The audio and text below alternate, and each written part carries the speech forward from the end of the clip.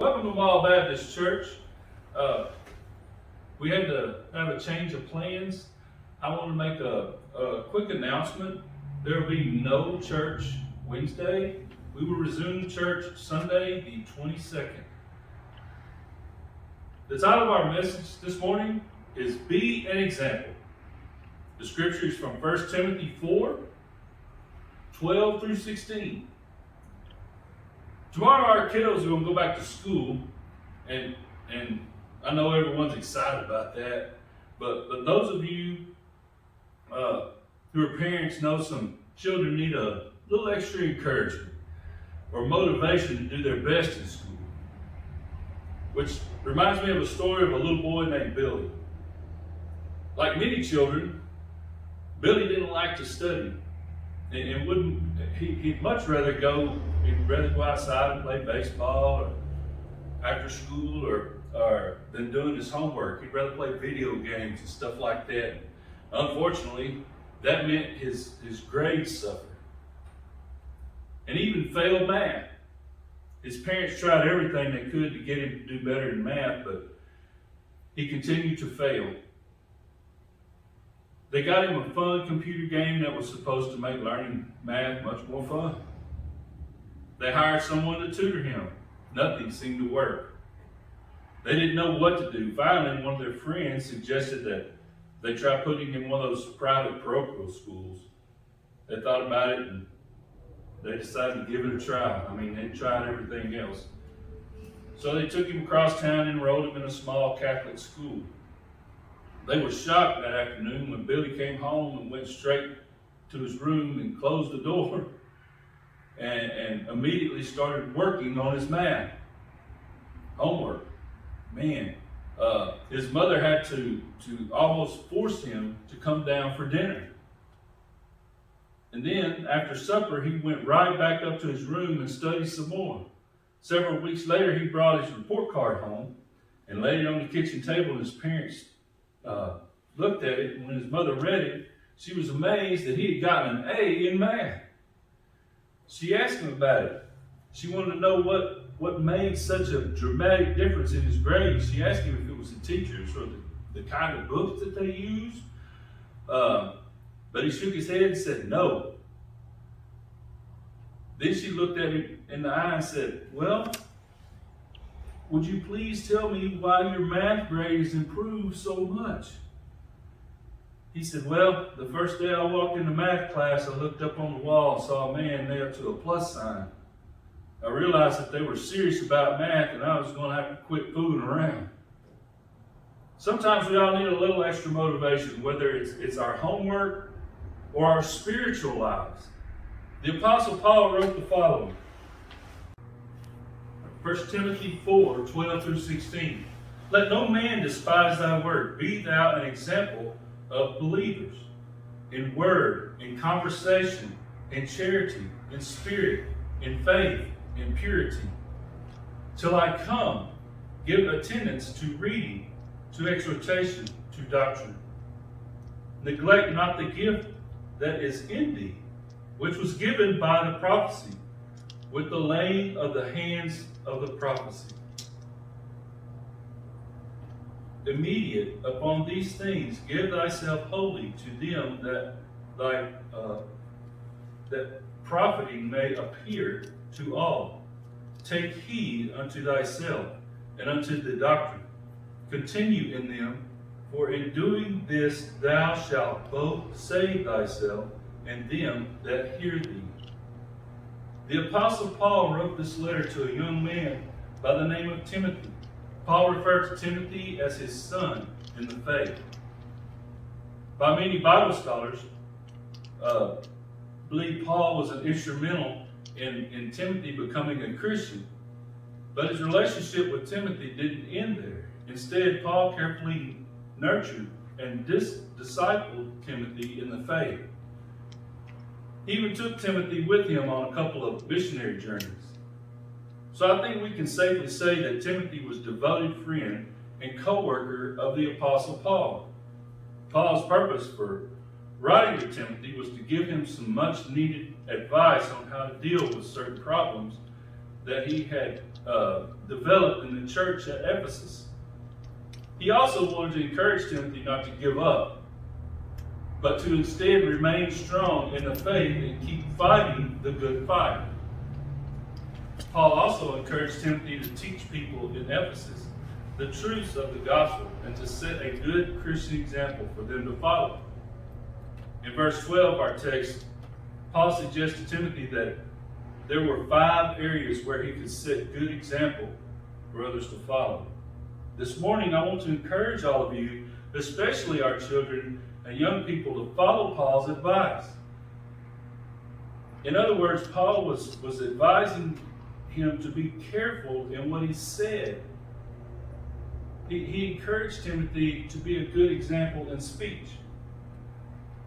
Paul had lived long enough to know that people sometimes twist words and make it mean something totally different, which of course is good advice. It's also wise to be careful what you say and who you say it to. Because once you say it, you can't take it back. Whoever said, "Sticks and stones may break my bones, but words will never hurt me," well, they were wrong. I don't know how many times I heard my grandmother say, if you can't say anything nice about somebody, don't say anything at all. The Apostle James certainly understood how painful and destructive words can be. In the 3rd chapter of James, he compares the tongue to a wild animal that no one can tame, and even goes as far as saying that our tongues are full of deadly poison. Now, obviously, he never meant to be taken literally. He was simply saying that we need to choose our words carefully, because what we say could result in a lot of pain and suffering for someone else. So boys and girls and young people and everybody else, when you're at school this week and you're tempted to make fun of someone or say something ugly about them or spread nasty rumor about them, don't do it. You older folks, do the same at work or at home. Our children hear how we run people down. I hope you remember Paul's advice to Timothy to set a good example in what you say and how you say it.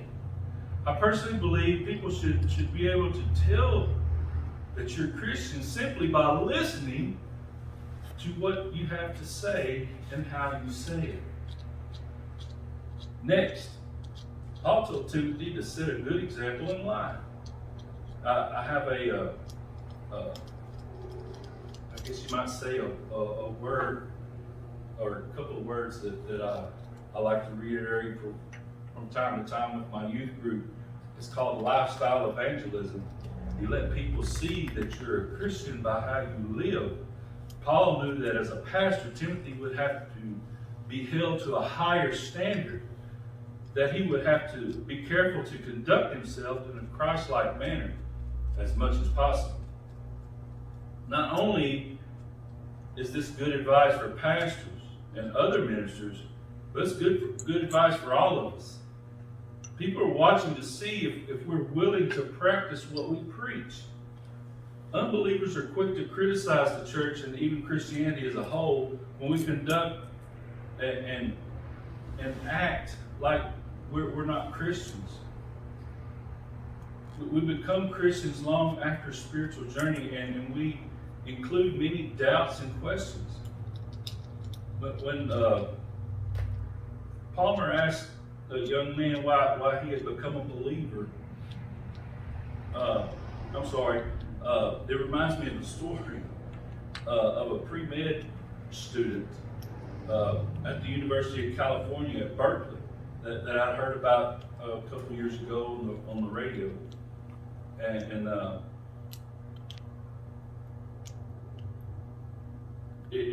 it's about a young man who became a Christian. There's a guy who asked him, when he asked how he had become a believer, he answered by saying the thing that had influenced him the most was not the Bible or a great Christian book or even a sermon. Instead, the young man pointed to the actions of a classmate who happened to be a Christian. It seems that this young pre-med student had gotten a bad case of the flu and had missed 10 days of cases for the previous semester. His Christian friend took it upon himself to pick up all his assignments and devoted several days to helping him get caught up. The pre-med student told Palmer, "You know what kind of thing just isn't done? I wanted to know what made this guy act the way he did. I even found myself asking if I could go to church with him." I hope you remember that story and do your best to set a good Christian example by the way you live, the things you do, the way you treat other people. The Apostle Paul said it best in Philippians 1:27 when he said, "Whatever happens, conduct yourselves in a manner worthy of the gospel of Christ." Here's a guy who was led to Christ by someone who was living out the gospel. We can all do that. Lifestyle evangelism. Lead people to Christ by our actions. Some of us are not blessed with talking mean, obviously, but by our actions, we can be Christ-like. That is as much a ministry as anything else. As Christians, we must be careful about the way we act and the way we live our lives, because whether we want to admit it or not, there are people who are watching us to see if we're really practicing what we preach. Next, Paul encouraged Timothy to be an example in love. Paul knew how important it was for a pastor to love the people he ministers. He also understood how important it is for Christians to love one another. Jesus said, "A new command I give you, love one another as I have loved you, so you must love one another. By this, all men will know that you are my disciples, if you love one another." In 1 John 3:16 through 18, it says, "This is how we know what love is. Jesus Christ laid down his life for us, and we ought to lay down our lives for our brothers. If anyone has material possession and sees his brother in need, but has no pity on him, how can the love of God be in him? Dear children, let us not love with words or with the tongue, but with the actions and in truth." Of course, that's easier said than it is to do. There's a story about a teacher, a fourth grade teacher, and a little boy. Her name is Miss Thompson, and the boy's name is Teddy Stoller. Teddy wasn't one of her best students. In fact, he was one of the worst. Not only was he slow, but he gave her no reason to believe that he cared whether he passed or failed. Which is why it didn't seem to bother her at all to mark his paper with a big fat red F. The other students made it clear that they didn't like Teddy either. Miss Thompson had to admit that she didn't like Teddy much either. But then she found out that Teddy's mother had died a year before, and his father didn't seem very supportive or even interested in him. Her attitude toward Teddy began to change. Now she understood why he acted the way he did. She felt sorry for him, but didn't know what she could do. Just before Christmas break, many of the children, including Teddy, brought Christmas gifts. Most of the gifts were very neatly wrapped in beautiful wrapping paper, but Teddy had simply wrapped his gift in a brown paper bag and kind of loosely held together with tape. She opened it to find a bracelet with several stones missing and half a bottle of very cheap perfume. Some of the children laughed and made cruel remarks, but trying to be nice, she slipped the bracelet on, and after putting on some of the perfume, she made a comment about how good it smelled. When school was over, instead of rushing out like he usually did, Teddy lingered behind and came over to her desk and said, "Miss Thompson, you smell just like my mother. And her bracelet looks so pretty on you. I'm glad you like it." That night she went home and asked God to forgive her for how she had treated Teddy. When Christmas break was over, her class had a new teacher with a new attitude and a new mission in life. Mrs. Thompson was no longer just considered herself to be a teacher whose main responsibility was to pass or fail her students based on their performance. She now considered herself to be a teacher and a servant of God, whose main responsibility was to love her students and make a difference in their lives. She made a commitment to herself and more importantly to God to do a better job of loving her students, especially Teddy Stoddard.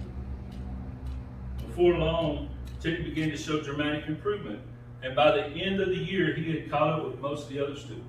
Teddy transferred to another school the following year, and Mrs. Thompson didn't hear from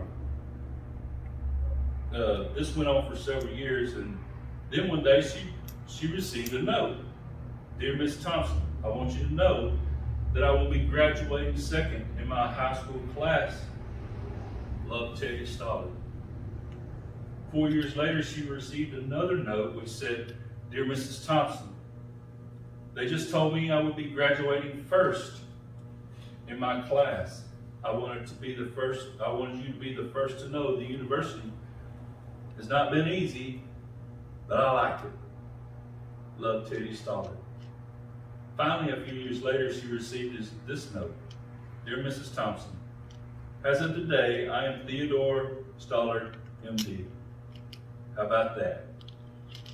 I wanted you to be the first to know." He went on to tell her that he was getting married the next month and that his father had died the previous year. Then he asked her to come to the wedding and sit where his mother would have been seated if she had been alive. She went to the wedding, and in Teddy's eyes, she had earned the right to sit in such a special place because as an agent of God's love, she had done something for Teddy that he would never forget. She had loved him in a way that no one expected. Maybe his own mother.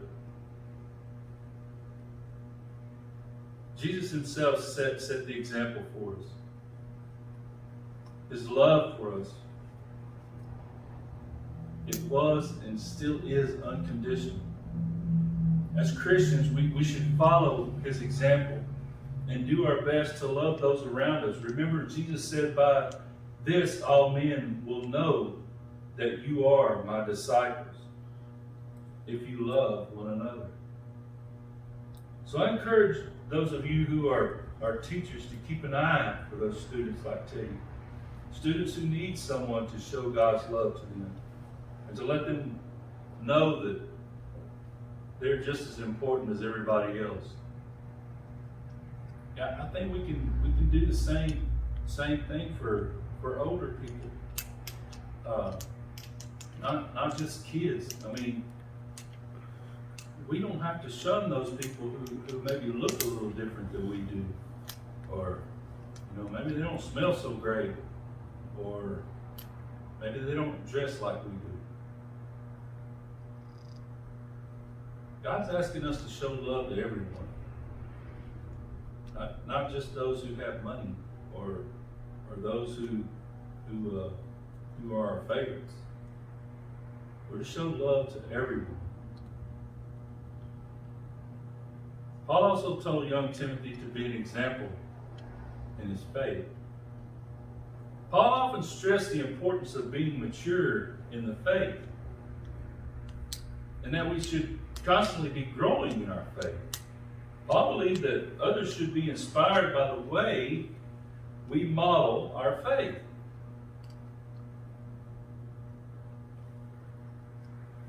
I know some of you probably remember the Columbine shooting. And that was an extremely heartbreaking day There's a story of a young lady named Cassie, and when the shooting started, she hid under a table in the library. And one of the shooters came in the library and he saw her. And I'm guessing he knew that she was a Christian. And he asked her, are you a Christian? And are you willing to deny that? She told him no. Well, y'all know the rest of the story. He shot her. And this morning I want to remind you of Cassie's story because I believe it's really important for those of us who are Christians to be men and women of faith. And our faith should make a difference in our lives just as it did Cassie's. And I don't think probably most of us will never be put in a situation like Cassie was in. However, I personally believe that it's just as hard, if not harder, to live a life of faith as it is to die for your faith. The Apostle Peter understood this.